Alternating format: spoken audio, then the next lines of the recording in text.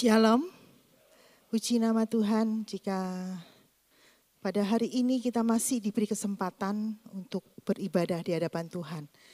Bapak Ibu, saya memberikan tema kepada firman Tuhan hari ini, ketakutan melawan iman.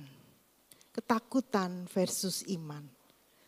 Bapak Ibu, setiap orang itu memiliki rasa takut, tak terkecuali setiap orang pasti memiliki rasa takut.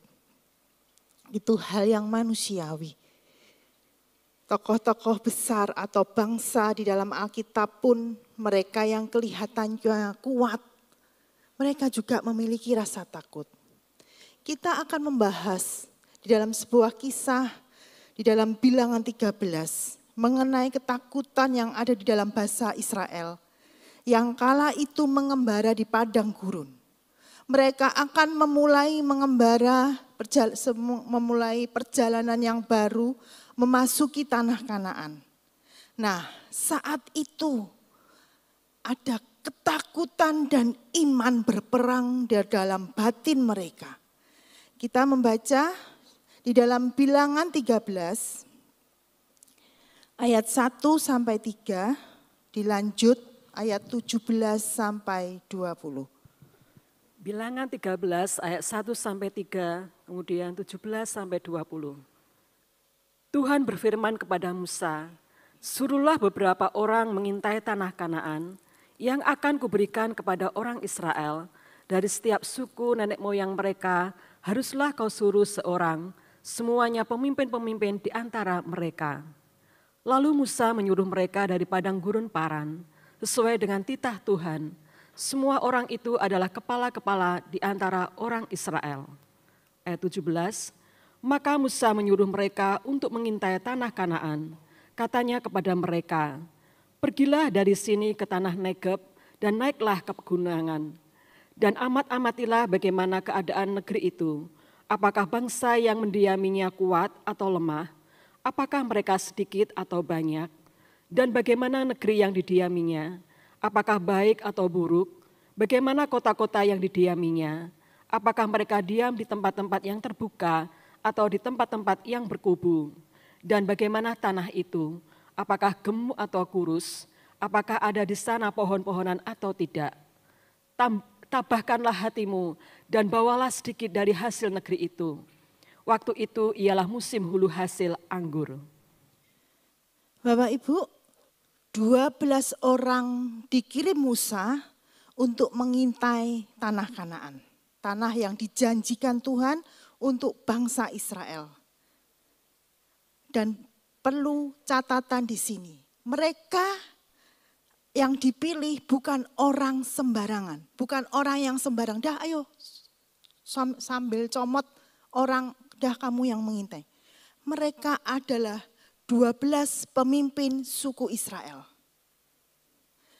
Namun kita lihat di sini, dari semua pengintai, 12 pengintai ini, 10 orang menyampaikan informasi yang membuat bangsa Israel ketakutan. Kita baca di dalam ayat yang 25 sampai 33. Bilangan 13 ayat 25 sampai 33. Sesudah lewat 40 hari, pulanglah mereka dari pengintaian negeri itu. Dan langsung datang kepada Musa, Harun dan segenap umat Israel di Kades, di padang gurun Paran. Mereka membawa pulang kabar kepada keduanya dan kepada segenap umat itu, dan memperlihatkan kepada sekaliannya hasil negeri itu. Mereka menceritakan kepadanya, "Kami sudah masuk ke negeri, kemana kau suruh kami, dan memang negeri itu berlimpah-limpah susu dan madunya, dan inilah hasilnya. Hanya bangsa yang diam di negeri itu kuat-kuat, dan kota-kotanya berkubu dan sangat besar. Juga keturunan Enak telah kami lihat di sana. Orang Amalek diam di tanah Negeb, orang Het, orang Yebus, dan orang Amori diam di pegunungan. Orang Kanaan diam di sepanjang laut, dan di sepanjang tepi sungai Yordan." Kemudian Kaleb mencoba menenteramkan hati bangsa itu di hadapan Musa, katanya, "Tidak, kita akan maju dan menduduki negeri itu, sebab kita pasti akan mengalahkannya. Tetapi orang-orang yang pergi ke sana bersama-sama dengan dia berkata, kita tidak dapat maju menyeberang bangsa itu, karena mereka lebih kuat daripada kita. Juga mereka menyampaikan kepada orang Israel kabar busuk tentang negeri yang diintai mereka dengan berkata, negeri yang telah kami lalui itu diintai adalah suatu negeri yang memakan penduduknya. Dan semua orang yang kami lihat di sana adalah orang-orang yang tinggi-tinggi perawakannya. Juga kami lihat di sana orang-orang raksasa, orang enak yang berasal dari orang-orang raksasa, dan kami lihat diri kami seperti belalang, dan demikian juga mereka terhadap kami. Bapak Ibu, saya ulangi lagi. Orang yang dipilih untuk mengintai ini bukan orang yang sembarangan. Bukan mereka yang sembarang dipilih. Tetapi orang-orang yang dipilih ini adalah pemimpin-pemimpin Israel. Di dalam ayat yang kedua dikatakan semuanya pemimpin-pemimpin di antara mereka. Ini ada sebuah pelajaran penting. Seorang pemimpin yang harusnya mempunyai tingkat kerohanian dan kedewasaan lebih daripada yang lain. Justru kata-kata mereka itu membuat lemah. Di dalam ayat yang ke-32 dikatakan juga mereka menyampaikan kepada orang Israel kabar busuk tentang negeri yang diintai mereka. Lihat Bapak Ibu, orang yang dipilih mengintai itu orang yang dipilih adalah pemimpin, tetapi kata-katanya itu melemahkan iman orang lain. Ini menjadi pelajaran buat kita. Mungkin ada di antara kita menjadi pemimpin sel. Mungkin di antara kita menjadi memimpin di dalam pekerjaan kita. Mungkin ada di antara kita, bahkan mungkin kita nggak memimpin apa-apa. Tapi kita memimpin keluarga kita. Jangan sampai kata-kata kita, hati-hati, justru melemahkan orang-orang yang kita pimpin. Harusnya seorang pemimpin itu membangkitkan semangat, membangkitkan iman, kata-katanya positif. Tetapi justru kata-katanya ini membuat takut. Kalau seorang ayah mengatakan kepada anaknya, "Duh nak, sudah enggak usah sekolah nak, itu pelajarannya sulit, kamu nanti punya teman juga, kamu dibully ataupun kamu akan direndahkan." Kira-kira bagaimana Bapak Ibu? Apakah seorang ayah itu ayah yang baik? Itu ayah yang tidak memberikan semangat untuk anaknya. Justru saat anak kita menjadi lemah, anak kita down, kita harus memberikan semangat, dorongan yang positif kepada anak-anak kita atau orang-orang yang kita pimpin. Nasihat Paulus kepada Timotius. Walau Timotius ini adalah seorang pemimpin yang muda, namun Paulus menasehatkan supaya Timotius menjadi teladan.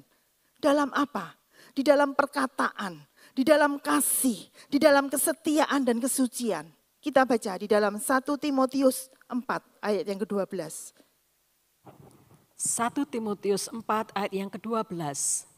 Jangan seorang pun menganggap engkau rendah karena engkau muda.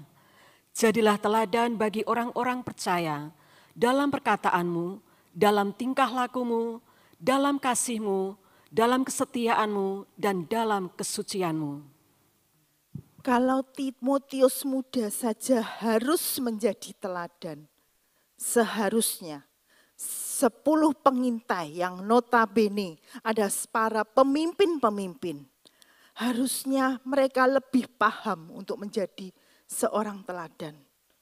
Namun kenyataan justru kebalikannya. Mereka 10 orang kata-katanya melemahkan, kata-katanya membuat takut rakyat. Dan hanya 2 orang, Yosua dan Kaleb, yang optimis bahwa mereka mampu menduduki tanah perjanjian yang sudah dijanjikan oleh Allah. Kita baca di dalam Bilangan 14 ayat 6 sampai yang ke-8. Bilangan 14 ayat 6 sampai 8. Tetapi Yosua bin Nun dan Kaleb bin Yefun yang termasuk orang-orang yang telah mengintai negeri itu mengoyakkan pakaiannya dan berkata kepada segenap umat Israel, negeri yang kami lalui untuk diintai itu adalah luar biasa baiknya. Jika Tuhan berkenan kepada kita, maka Ia akan membawa kita masuk ke negeri itu dan akan memberikannya kepada kita suatu negeri yang berlimpah-limpah susu dan madunya. Bapak Ibu, lihat perbandingannya berapa banding berapa. Perbandingannya ialah 10:2. Seringkali kita pun seperti demikian. Ketakutan kita lebih besar daripada iman kita.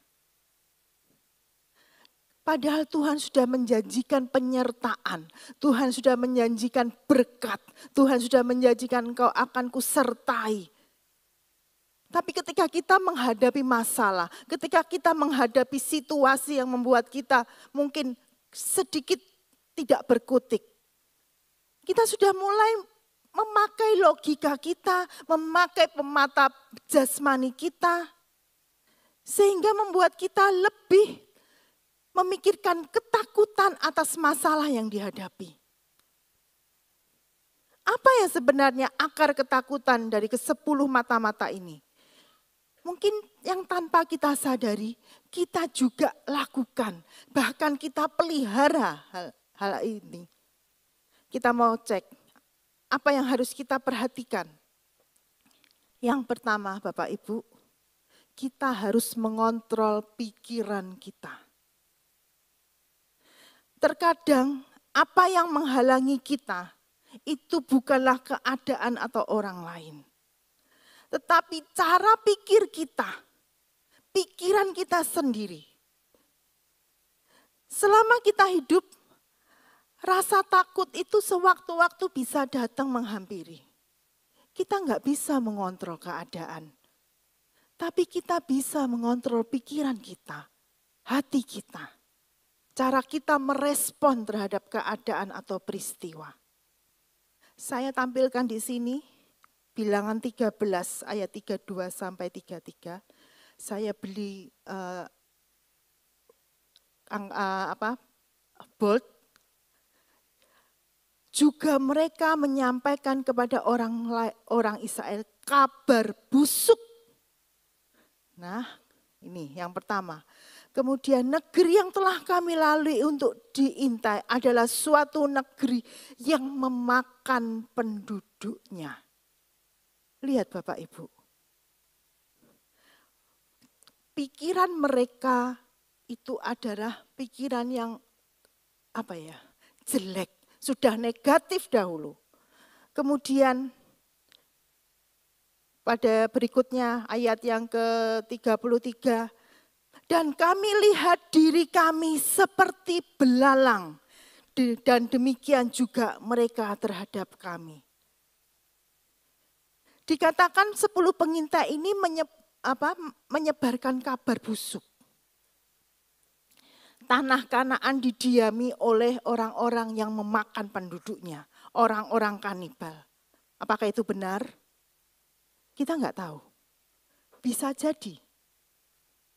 Kesimpulan itu terbentuk berdasarkan pengamatan mereka, mata jasmani mereka. Mungkin saja memang ada sekelompok orang kanibal yang memakan manusia. Tetapi bukan berarti semua penduduk kota itu demikian. Namun karena takut, ke-10 pengintai itu membesar-besarkan fakta. Mulai direkayasa, mereka tidak bisa mengontrol pikiran mereka. Akibatnya apa? Mereka diperbudak oleh rasa takut itu. Bapak dan Ibu, seringkali apa yang membuat kita takut itu apa? Pikiran kita sendiri. Kita mulai nyusun, oh seperti ini, nanti akan seperti ini. Aku kalau masuk ke sini akan seperti ini. Kita menyusun skenario, Lalu dengan ketakutan, dengan hasil imajinasi kita, kita ketakutan dengan cara pikir kita sendiri. Pikiran kita membentengi jalan keluar yang seharusnya bisa. Kalau kita bisa tenang dan kita berdoa. 1 Petrus 4 ayat yang ke-7. 1 Petrus 4 ayat yang ke-7. Kesudahan segala sesuatu sudah dekat. Karena itu, kuasailah dirimu dan jadilah tenang, supaya kamu dapat berdoa. Amin. Kuasailah dirimu, jadilah tenang, supaya kamu bisa berdoa. Lihat Bapak Ibu, seringkali ketika kita banyak beban pikiran, ketakutan, kekhawatiran, apa yang kita kedepankan? Ketakutan kita. Kita nggak bisa tenang. Kita sudah lari sana, lari sini.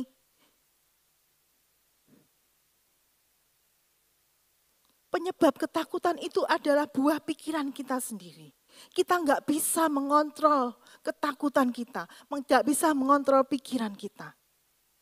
Ketimbang kita berpikir berlebihan atau terus mengkhawatirkan hal-hal yang belum tentu terjadi, lebih baik kita kerjakan hal-hal yang bisa kita lakukan untuk menjaga kesehatan mental kita, menjaga kesehatan jiwa kita, dan memperkuat iman kita.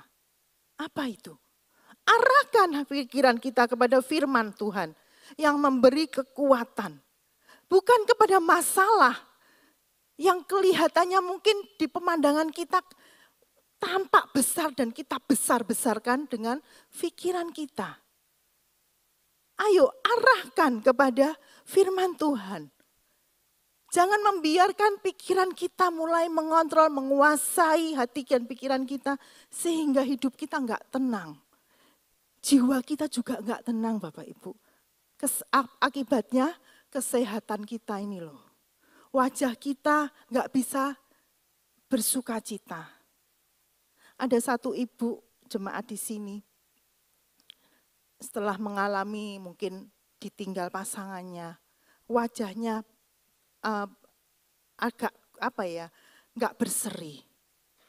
Terus suatu saat ibu ini datang kepada Bapak Gembala, terus mengatakan badan saya sering sakit. Bapak Gembala berkata apa Bapak Ibu? Bapak Gembala cuma datang ibadah.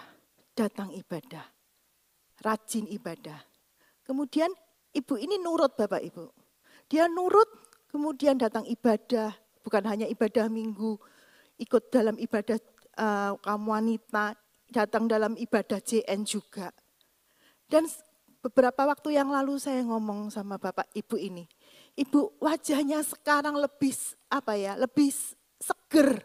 Lebih sehat. Wajahnya kelihatan cantik. Iya. Saya lebih sehat.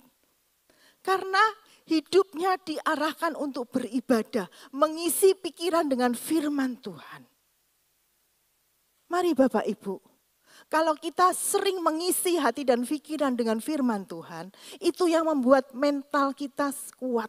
Kesehatan kita juga terjaga. 2 Korintus 10 ayat yang ke-5 bagian B saja. Mulai kami menawan. 2 Korintus 10 ayat 5 bagian B. Kami menawan segala pikiran dan menaklukkannya kepada Kristus. Taklukkan segala pikiran kita di bawah firman Tuhan. Itu membuat jiwa kita sehat dan kuat. Bukankah Bapak Ibu ketika kita takut, ketika kita melihat masalah di depan kita takut, kita khawatir. Dan ketakutan itu begitu menguasai kita. Itu menunjukkan bahwa kita lagi mengukur kemampuan kita dengan masalah yang sedang kita hadapi. Bisa enggak ya aku melalui ini semua? Bisa enggak ya aku deadline ini, pekerjaan ini? Bisa enggak ya aku menyekolahkan anakku? Bisa enggak ya aku membesarkan anakku sampai besar? Kita lagi mengukur kemampuan kita dengan masalah yang kita hadapi. Firman Tuhan mengatakan, jangan mengandalkan kemampuan kita sebagai manusia. Yeremia 17 ayat 5 sampai yang ke-6. Yeremia 17 ayat 5 sampai 6. Beginilah firman Tuhan, terkutuklah orang yang mengandalkan manusia, yang mengandalkan kekuatannya sendiri, dan yang hatinya menjauh daripada Tuhan. Ia akan seperti semak bulus di padang belantara, ia tidak akan mengalami datangnya keadaan baik, ia akan tinggal di tanah angus di padang gurun, di negeri padang asin yang tidak berpenduduk. Terkutuklah orang yang mengandalkan manusia, orang yang mengandalkan kekuatannya sendiri dan hatinya menjauh daripada Tuhan. Orang yang mengandalkan kemampuannya sendiri, dia disamakan seperti apa? Seperti semak bulus di padang belantara. Di dalam terjemahan bahasa Indonesia sehari-hari dikatakan dia seperti tanaman yang tumbuh di padang, di tanah tandus, sunyi, sepi, dan bergaram. Tak pernah ia mengalami kebaikan. Lihat, ketika kita mengandalkan kemampuan kita sebagai manusia, kita dikatakan ia akan seperti tanaman yang ditumbuh di tanah yang tandus. Tanah yang tandus enggak ada air. Dan akhirnya tidak mengalami kebaikan. Artinya enggak berguna kemampuan kita. Apa yang kita usahakan tidak membuahkan hasil. Karena kita mengandalkan kemampuan kita. Tidak ada kebaikan saat kita mengandalkan kemampuan kita. Itulah ketika kita mengontrol pikiran kita. Kita mencoba memakai kekuatan kita. Kita akan tidak mendapatkan apapun. Hal yang kedua, apa yang harus kita perhatikan? Ialah memperkuat iman kita. 12 orang pergi bersama-sama mengintai tanah yang sama. 12 orang ini kembali dengan dua pendapat yang berbeda. Pendapat Yosua dan Kaleb ada di dalam ayat 14 ayat 6 sampai 9. Tadi sudah dibacakan. Namun 10 pengintai yang lain ada di dalam ayat yang ke-31. Coba dibacakan ayat 31. Bilangan 13 ayat yang ke-31. Tetapi orang-orang yang pergi ke sana bersama-sama dengan dia berkata, kita tidak dapat maju menyerang bangsa itu karena mereka lebih kuat daripada kita. Kayaknya enggak afdol kalau kita enggak baca pendapat dari Yosua dan Kaleb. Ayat 6-9. Bilangan 14 ayat 6-9. Tetapi Yosua bin Nun dan Kaleb bin Yefun yang termasuk orang-orang yang telah mengintai negeri itu mengoyakkan pakaiannya dan berkata kepada segenap umat Israel, negeri yang kami lalui untuk diintai itu adalah luar biasa baiknya. Jika Tuhan berkenan kepada kita, maka Ia akan membawa kita masuk ke negeri itu dan akan memberikannya kepada kita, suatu negeri yang berlimpah-limpah susu dan madunya. Hanya janganlah memberontak kepada Tuhan dan janganlah takut kepada bangsa negeri itu, sebab mereka akan kita telan habis. Yang melindungi mereka sudah meninggalkan mereka, sedang Tuhan menyertai kita. Janganlah takut kepada mereka. Bapak Ibu bisa bandingkan kedua kelompok ini, kita akan menemukan perbedaan yang sangat besar. Apa yang menjadi perbedaannya? Iman mereka yang berbeda. Iman mereka yang berbeda. Ketika kita dilanda rasa takut akan hal apapun, itulah yang saat yang tepat untuk kita merenungkan kembali bagaimana iman kita kepada Tuhan. Mungkin iman kita terlalu kecil sehingga Tuhan kelihatan kecil. dan masalah atau pergumulan hidup kita tampak begitu besar di depan kita. Ini yang membuat iman kita stuck dan kita nggak bisa berbuat apa-apa. Kita harus berhati-hati dengan ketakutan kita dan juga iman kita. Apapun yang kita percayai bisa mempunyai kuasa dan Bapak Ibu harus tahu bahwa apa yang kita yakini dan kita percayai bisa menjadi kenyataan. Kalau kita meyakini, nanti aku kecelakaan, nanti aku jatuh. Ya beneran, karena kita meyakini kita bisa jatuh, kita bisa kecelakaan.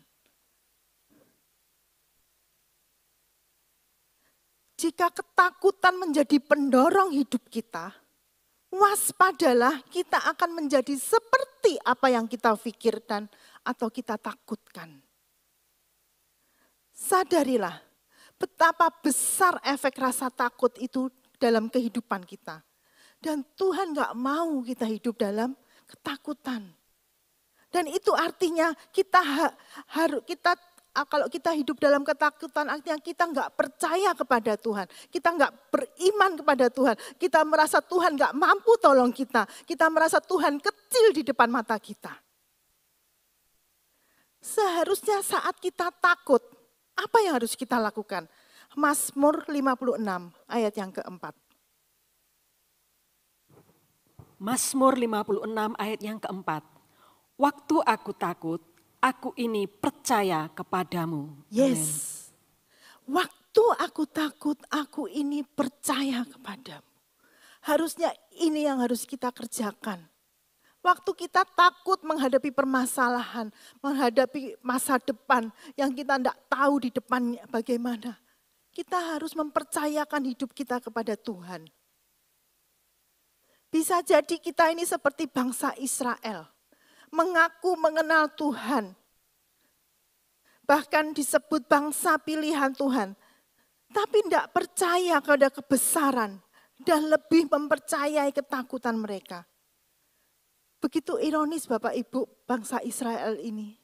Mereka mengalami begitu banyak pertolongan demi pertolongan. Mujizat demi mujizat mereka alami dalam perjalanan mereka menuju tanah Kanaan. Tapi ketika mereka menghadapi masalah demi masalah, yang lebih mereka kedepankan adalah ketakutan mereka dahulu. Mereka sudah lupa apa yang Tuhan kerjakan di masa lalu buat mereka. Bagaimana tiang awan, tiang api selalu ada buat mereka. Ini juga buat kita, menjadi peringatan buat kita. Jangan sampai apa yang Tuhan kerjakan dalam kehidupan kita, sepanjang hidup kita ini, Tuhan sudah lakukan banyak kebaikan, mujizat, penyertaan Tuhan, Tuhan ketika kita butuh apa Tuhan sediakan. Ketika kita takut Tuhan menyertai. Lihat Bapak Ibu, ketika mereka tetap memilih hidup dalam ketakutan mereka, hasilnya Tuhan membuat satu generasi bangsa itu lenyap di padang gurun dalam kurun waktu 40 tahun. Hanya yang sampai ke tanah Kanaan, hanya Yosua dan Kaleb. Iman Yosua dan Kaleb yang membuat mereka bisa masuk tanah Kanaan. Mereka win the ticket untuk masuk ke dalam tanah Kanaan. Bagaimana nasib 10 pengintai kemudian? Ini lihat ironisnya. Apa yang mereka katakan itu yang mereka hadapi. Mereka mereka terima. Di dalam Bilangan 14 ayat 2, tolong dibacakan. Bilangan 14 ayat yang kedua. Bersungut-sungutlah semua orang Israel kepada Musa dan Harun. Dan segenap umat itu berkata kepada mereka, sekiranya kami mati di tanah Mesir atau di padang gurun ini. Lanjut ayat 27 sampai 30. Ayat 27 sampai 30. Berapa lama lagi umat yang jahat ini akan bersungut-sungut kepadaku? Segala sesuatu yang disungut-sungutkan orang Israel kepadaku telah kudengar. Katakanlah kepada mereka, demi aku yang hidup, demikianlah firman Tuhan, bahwasanya seperti yang kamu katakan di hadapanku, demikianlah akan kulakukan kepadamu. Di padang gurun ini bangkai-bangkaimu akan berhantaran, yakni semua orang di antara kamu yang dicatat, semua tanpa terkecuali yang berumur 20 tahun ke atas, karena kamu telah bersungut-sungut kepadaku. Bahwasanya kamu ini tidak akan masuk ke negeri yang dengan mengangkat sumpah telah kujanjikan akan kuberi kamu diami, kecuali Kaleb bin Yefun dan Yosua bin Nun.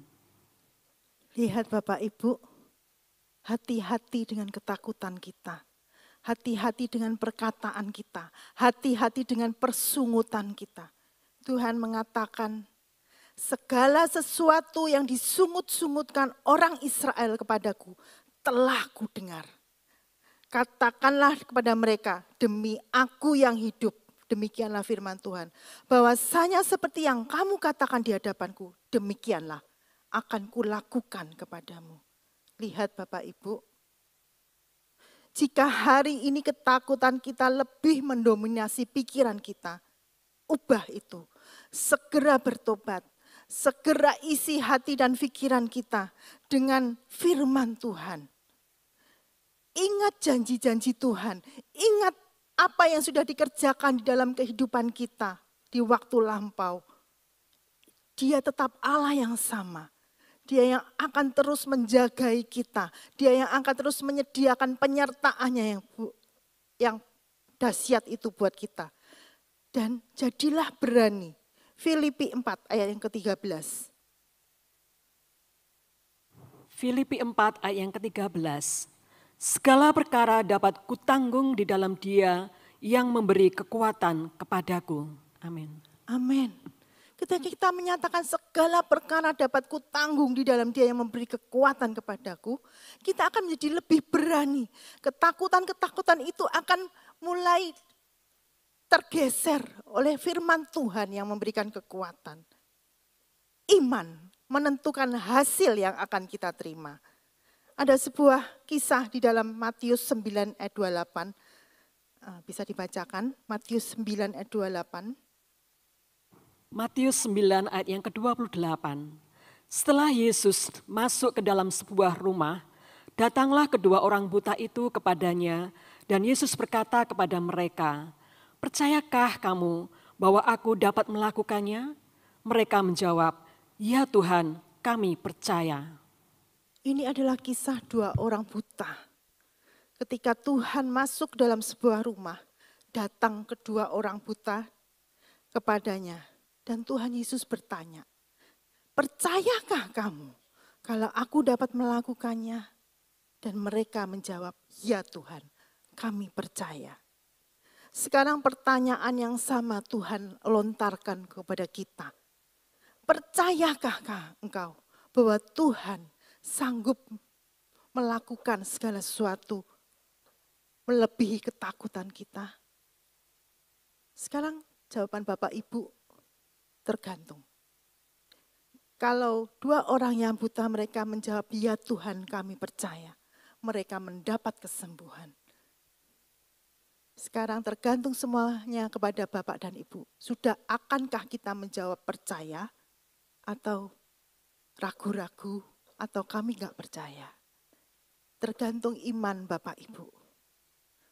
Selain memiliki keberanian, kita juga perlu melakukan satu hal lagi, yaitu action atau tindakan. Bapak Ibu, meskipun Yosua dan Kaleb punya keyakinan, mereka tetap harus turun tangan dan berjuang untuk merebut tanah Kanaan. Mereka perlu maju berperang. Dan menurut saya, Yosua dan Kaleb bukannya tidak punya rasa takut sama sekali. Mereka juga manusia biasa yang bisa mempunyai rasa takut. Tetapi ketakutan mereka tidak mengalahkan mereka. Iman mereka yang mendorong keduanya untuk bertindak dan meraih kemenangan. tindakan atau action itu hasil dari pikiran dan keyakinan kita. Jika pikiran dan keyakinan kita benar, kita akan melangkah dengan berani dan kita enggak perlu takut. Di dalam Yosua 14 ayat 10 dan sampai 11 dikatakan, Yosua 14 ayat 10 sampai 11. Jadi sekarang sesungguhnya Tuhan telah memelihara hidupku seperti yang dijanjikannya. Kini sudah 45 tahun lamanya sejak diucapkan Tuhan firman itu kepada Musa. Dan selama itu orang Israel mengembara di padang gurun. Jadi sekarang telah berumur 85 tahun aku hari ini. Pada waktu ini aku masih sama kuat seperti pada waktu aku disuruh Musa. Seperti kekuatanku pada waktu itu, demikianlah kekuatanku sekarang untuk berperang dan untuk keluar masuk. 40 tahun kemudian, iman dan semangat Kaleb sama seperti yang dulu.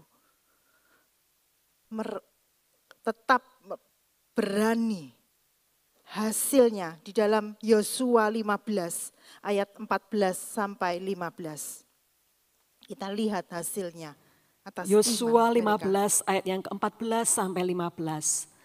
Dan Kaleb menghalau dari sana ketiga orang Enak, yakni Sesai, Ahinam, dan Talmai anak-anak Enak. Dari sana ia maju menyerang penduduk Debir. Nama Debir itu dahulu ialah Kiryat Sefer. Ya, di usianya yang ke-85 tahun, Kaleb bisa mengalahkan orang-orang yang dideskripsikan sebagai raksasa pemakan manusia oleh 10 pengintai yang lain. Lihat, luar biasa Yosua dan Kaleb. Mereka bertindak, mereka dengan iman mereka, mereka melakukan dengan keberanian. Dan Tuhan menyertai Yosua dan Kaleb. Bapak Ibu, mungkinkah ketakutan yang sedang Bapak Ibu alami terjadi karena Bapak Ibu terlalu membesar-besarkan, kalau bahasa anak muda, overthinking. Membayangkan hal-hal di depan yang belum tentu terjadi. Kontrol pikiran kita. Hati-hati. Apa yang kita pikirkan bisa tumbuh menjadi kepercayaan atau iman. Dan apa yang kita percayai akhirnya terjadi. Seperti dari bangsa Israel. Mereka bersungut-sungut, mereka mengatakan kami mati di padang gurun ini. Dan lihat, Tuhan mendengar apa yang mereka katakan. Tuhan mendengar apa yang menjadi ketakutan mereka. Dan Tuhan lakukan. Jangan sampai itu terjadi dalam kehidupan kita.